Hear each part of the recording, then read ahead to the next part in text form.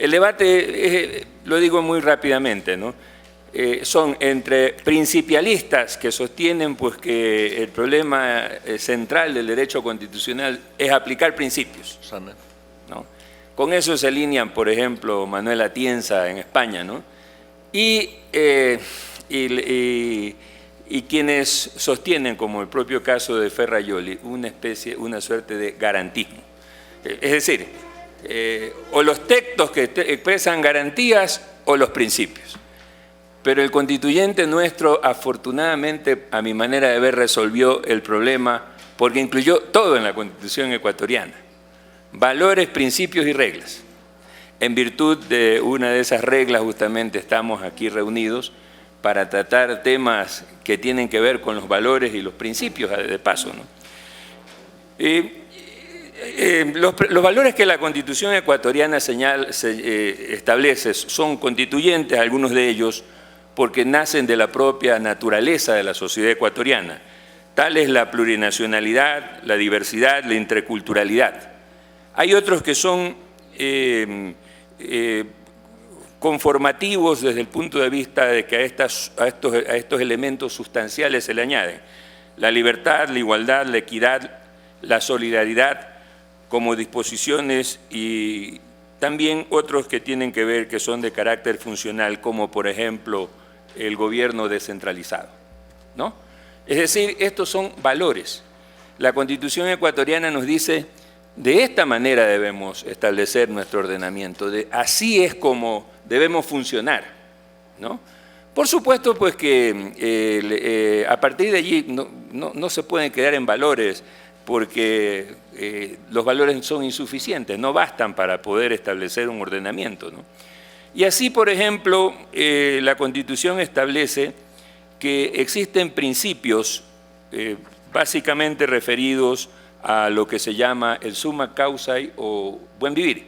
¿Cuáles son esos principios según el artículo 340? Permítanme, con su permiso, enumerarlos. Universalidad, igualdad, equidad, progresividad, interculturalidad, solidaridad y no discrimen. Y además establece como parámetros para el funcionamiento la calidad, la eficiencia, la eficacia, la transparencia, la responsabilidad y la participación. Yo creo que esto es importante, este último aspecto, porque evidentemente para que este funcionamiento se dé con esos parámetros, entre otras cosas, esto es lo que puede y debe modular el legislador. Esto es lo que le corresponde al legislador modular. Los principios no los puede cambiar, no los puede alterar, evidentemente, ¿no? Eso está muy claro porque el propio constituyente en el artículo 11 le dice, así deben aplicarse y de esta manera deben funcionar esos derechos, ¿no?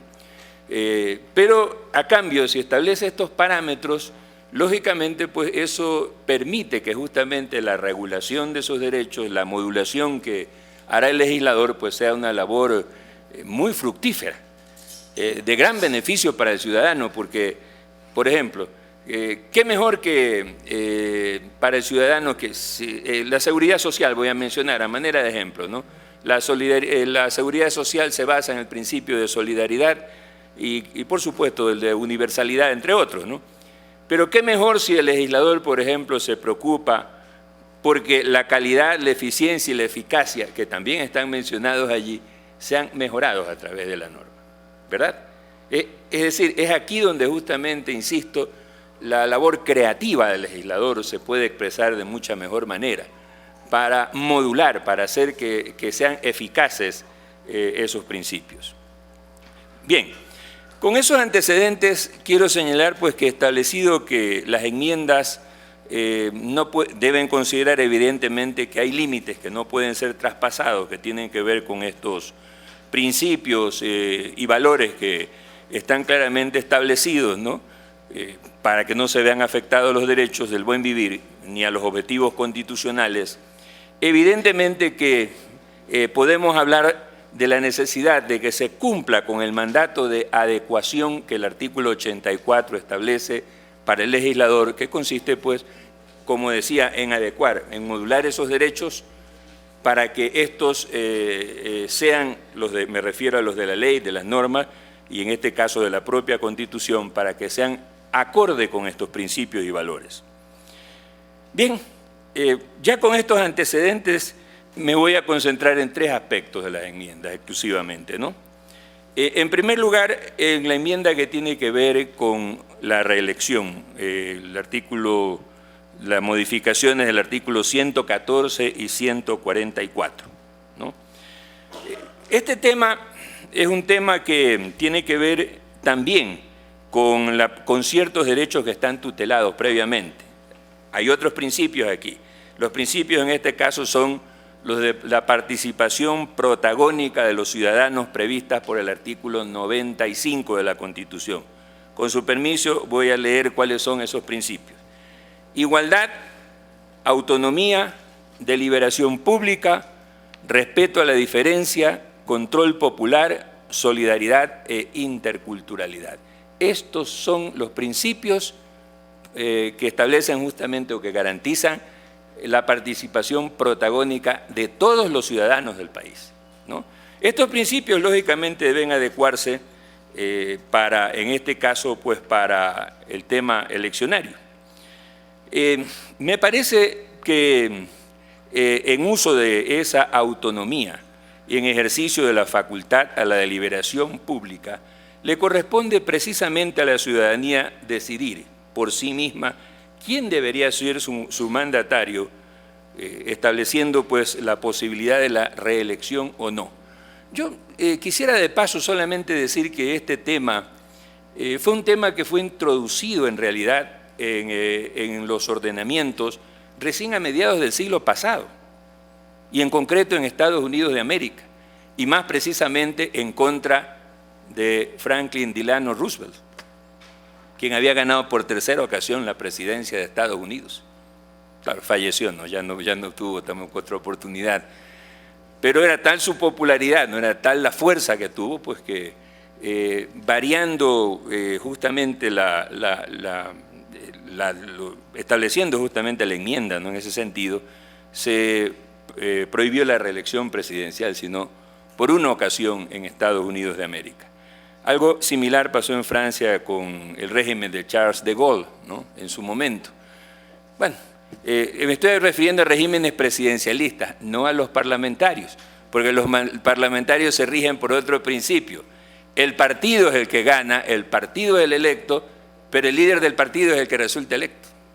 Es decir, el elector sabe que el secretario general, presidente del partido, cualquiera que sea la nominación, será quien ejerza las funciones de primer ministro en este caso, independientemente del tiempo que pase, ¿no?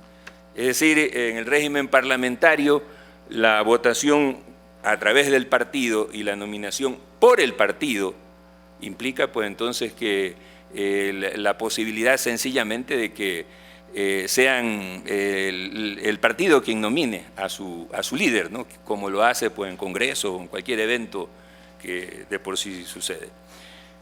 Para nuestro caso, yo lo que quisiera señalar, lo que sí me parece indispensable es garantizar los derechos de participación que establece el artículo 61. El artículo 61 nos dice que todos los ciudadanos y ciudadanas tenemos derecho de elegir y ser elegidos, todos, ¿no? Este derecho sí hay que garantizarlo. Es decir, este es el derecho que habría que tutelar si se opta por el principio de la reelección indefinida o por algunos periodos adicionales, ¿no? Porque el problema está justamente en garantizar esta posibilidad con el principio de igualdad. Ahora bien, ¿en qué consiste en este tema del principio de igualdad? El artículo 115 de la Constitución establece algunas disposiciones que son aplicables porque, claro, todavía tenemos reelección nosotros, no una reelección, entre las cuales pues se menciona primero que el Estado garantice a todos el acceso igualitario a los medios de comunicación, ¿no? Es decir, las franjas publicitarias que el Estado entrega a través pues, del Consejo Nacional Electoral para que las distintas agrupaciones y candidatos puedan libremente exponer sus programas, sus puntos de vista, darlos a conocer al público, etcétera, etcétera, ¿no? Pero además existe pues un gasto que se reconoce a las agrupaciones y que lógicamente pues implica que ese gasto debe ser devuelto. Eso se lo hace por parte del Consejo Nacional Electoral sobre la base de las votaciones pluripersonales.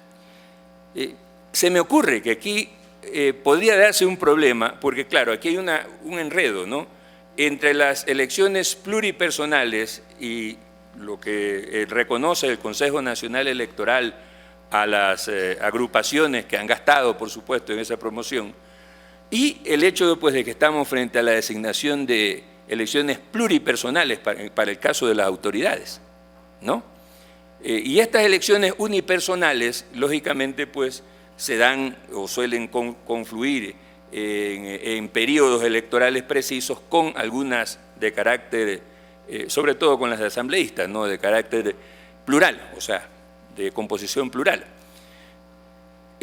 Me parece que quizás uno de los problemas sería el tema del gasto de las agrupaciones políticas, porque podría darse de que alguna agrupación que reitera, y aquí pienso en lo que pasaría con la experiencia parlamentaria, ¿no?, agrupaciones que ganen constantemente elecciones y que puedan, por tanto, voy a usar un término que no es el preciso, advierto, ¿no?, tengan una acumulación de capital político que les conduzca también a una acumulación de recursos entregados por el Estado, ¿no?, legítimamente, en proporción a sus gastos, pero que podrían implicar quizás un elemento de desequilibrio en ese proceso de igualdad. Me parece que quizás es un tema que ameritaría algún tipo de atención, ¿no?, para los procesos en los cuales se pretenda justamente garantizar la igualdad, que en este caso es igualdad de competir, es igualdad de competencia, ¿no?, para que puedan competir en igualdad de condiciones las personas. Esa es la idea, ¿no? Y el ciudadano pues será el que decida. Si se pone una cancha del mismo tamaño, vamos a decirlo en términos futbolísticos, un árbitro más o menos imparcial y un público también pues por igual, ¿no?, los partidarios de la barra de un equipo y la barra de otro en el otro, bueno, ganará el mejor, pues es un poco la idea, ¿no?, mantener el espíritu de que hay una competencia democrática en la cual pues el pueblo elegirá lógicamente a quien le parezca mejor. Me parece quizás que eso implicaría también revisar el artículo 115, aunque ese no ha sido previsto, ¿no?, porque el 115, pero está enlazado por el tema de la igualdad, ya que solo se planteó pues la autorización en el caso del 114, ¿no? Eso sobre ese tema. El otro tema que quería abordar era el tema sobre las funciones de la Contraloría. Quiero empezar por señalar algo también genérico. La función de transparencia y control social que establece la Constitución ecuatoriana por primera vez se basa en que el pueblo es el mandante y el primer fiscalizador del poder público. Esto es muy importante, ¿no? En las constituciones anteriores no existía este elemento de la concepción de que el pueblo es el que fiscaliza. Habían solo entes fiscalizadores que estaban fuera de control, es decir, nadie fiscalizaba a los fiscalizadores. Hoy todos debemos ser fiscalizados, todos, absolutamente todos, ¿no? Bien, el derecho de participación es el que fundamenta esto de acuerdo al artículo 204, derecho de participación ciudadana, que se expresa justamente de esa manera en este artículo. Corresponde a su vez a los organismos que la conforman precisar atribuciones precisas, fundamentando esa participación, dice, fomentar la participación ciudadana, proteger el ejercicio y cumplimiento de los derechos y previniendo y combatiendo la corrupción. Es decir, estas son las funciones de esos organismos, ¿no? La última, la de combatir la corrupción, es específicamente la que corresponde a la Contraloría, ¿no?, aunque todas ellas deban hacer algo similar, pero específicamente, pues evidentemente es la Contraloría la que tiene esta atribución, mientras que la protección de ejercicio y cumplimiento de derechos, por ejemplo, corresponde al Defensor del Pueblo, la participación ciudadana, el Consejo de Participación Ciudadana y Consejo de Transparencia y Control Social, ¿no? De tal manera pues que más o menos están precisadas las funciones por la Constitución que cumplen estos organismos. A la Contraloría General del Estado le corresponde por su naturaleza el control sobre la utilización de los recursos estatales por la administración pública o por los particulares que dispongan de dichos recursos, ¿no? Esta última disposición nueva en la Constitución es muy importante, ¿no? Porque eso permite que los recursos que el Estado entregue a instituciones de derecho privado sean también auditadas, ¿no? Pero el control sobre lo que pasa es que la Constitución habla también sobre el control en la consecución de los objetivos de las instituciones del Estado, que es lo que se propone suprimir. Está en el artículo 85, ¿no? Este control sobre la consecución de objetivos de las instituciones del Estado, conforme al principio de competencia que establece el artículo 226. El artículo 226 fundamenta el principio de legalidad constitucional. Nadie puede ejercer sino aquellas competencias que se le designen por la Constitución o por la ley, ¿no? Y en segundo lugar, establece el principio de cooperación para alcanzar los objetivos comunes a favor del ciudadano, es decir, para que los derechos de los ciudadanos sean los que reciban justamente atención precisamente a través de esta actuación de las entidades públicas.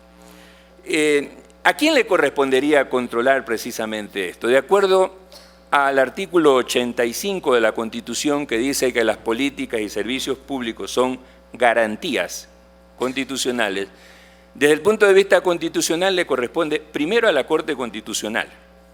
Es decir, es la Corte Constitucional que tiene que vigilar para que los objetivos de los derechos del buen vivir, en el caso de los servicios y de las políticas públicas, sean cumplidas estrictamente, y para eso, además, los ciudadanos poseemos la posibilidad de utilizar o de recurrir a acciones de distinta naturaleza, acciones de protección, por ejemplo, para tutelar nuestro derecho a servicios públicos adecuados y a políticas también que satisfagan nuestros intereses, a través, lógicamente, del control concreto, no a través de la Corte, sino a través de las judicaturas, para que sean estos los que corrijan justamente este incumplimiento, ¿no? Es decir, la Contraloría no tiene nada que ver, por ejemplo, en este aspecto. Pero claro, no siempre está en discusión el tema constitucional, o sea, no siempre el tema de los servicios públicos es un tema de constitucionalidad y también un tema de funcionalidad, ya lo dije, ¿no? Pero para estos casos le corresponde, en primer lugar, a los organismos que son designadores, al Consejo de Transparencia y Control Social, de acuerdo al artículo 279 y 280, y al Consejo Nacional de Planificación y a las EMPLADES en cuanto a los grandes objetivos que se plantean. Estos son, perdón, los de los artículos 279 y 280. El título sexto de la Constitución establece el régimen de desarrollo y plantea los objetivos que se deben perseguir para el desarrollo. Lógicamente, pues, el ejercicio de control corresponde para estos casos al Consejo de Transparencia y Control Social y a la ciudadanía. Somos los ciudadanos, así como tenemos la posibilidad de recurrir cuando existe vulneración constitucional, quienes debemos vigilar. Yo creo que este es un problema aparte, no quiero mezclarlo, ¿no? Pero este es uno de los problemas centrales de la actuación del Consejo de Transparencia y Control Social. Promover justamente esa participación ciudadana en el control del cumplimiento de estos objetivos. Los derechos del buen vivir están ahí no para estar escritos o para que se los proclame, sino para que los ciudadanos disfruten de ellos y hagan el pleno ejercicio de ellos, entre ellos el de participación. Quiero también señalar que evidentemente esto está vinculado a un programa que lo expresa el artículo 3 de la Constitución, que es muy conocido, ¿no? El artículo 3 de la Constitución, con su permiso, señor presidente, establece cuáles son los deberes del Estado y nos enumera 8 deberes primordiales del Estado. Destaco los más importantes. 1, garantizar sin discriminación alguna el efectivo goce de los derechos establecidos en la Constitución y en los instrumentos internacionales, en particular la educación, la salud, la alimentación, la seguridad social y el agua para sus habitantes. Esta es una tarea del Estado medular, ¿no? 2, garantizar y defender la soberanía nacional. 3, fortalecer la unidad nacional en la diversidad. 4, garantizar la ética laica como sustento del quehacer público y el ordenamiento jurídico. 5, planificar el desarrollo nacional, erradicar la pobreza, promover el desarrollo sustentable y la redistribución equitativa de los recursos y la riqueza para acceder al buen vivir. 6, promover el desarrollo equitativo y solidario de todo el territorio mediante el fortalecimiento del proceso de autonomías y descentralización. 7, proteger el patrimonio natural y cultural del país. 8, garantizar a sus habitantes el derecho a una cultura de paz, a la seguridad integral y a vivir en una sociedad democrática y libre de corrupción. Esta es la parte programática que la Constitución nos establece como el programa de buen gobierno, llamémosle así. Estos son los objetivos a cumplirse. Yo creo que esta idea medular es la que debe animar cualquier reforma de la Constitución, ¿no? Lo que sirva para esto que hemos señalado está, lógicamente, pues va en provecho de ese desarrollo. De ninguna manera hay que pensar que la Constitución... ¿Qué es lo rígido de la Constitución? Bueno, eso ya lo debatió la Corte Constitucional. Son los derechos. Básicamente son los derechos que ahí están. Los valores, los principios y los derechos. Y voy a concluir refiriéndome al tema de la comunicación social. Según el artículo 17 de la Constitución, la pluralidad y diversidad en la comunicación incluye, en primer lugar, la asignación de frecuencias del espectro radioeléctrico para su gestión pública, privada y comunitaria. Insisto, esto es en el ámbito del espectro radioeléctrico, en concordancia con lo que establecen los artículos 313 y 314 del régimen de desarrollo, el primero de los cuales se refiere a los sectores estratégicos que deben estar en manos del Estado y entre los cuales coloca a las telecomunicaciones como responsabilidad estatal para su provisión, es decir, proveer el acceso a las bandas, a las telecomunicaciones, es responsabilidad estatal. Eso no es nuevo. Eso no es nuevo, ¿no? Eso se lo ha venido haciendo durante mucho tiempo. Entonces, aquí hay concordancia sencillamente en el trato sobre este tema en uno y otro artículo. Volvamos al artículo 17.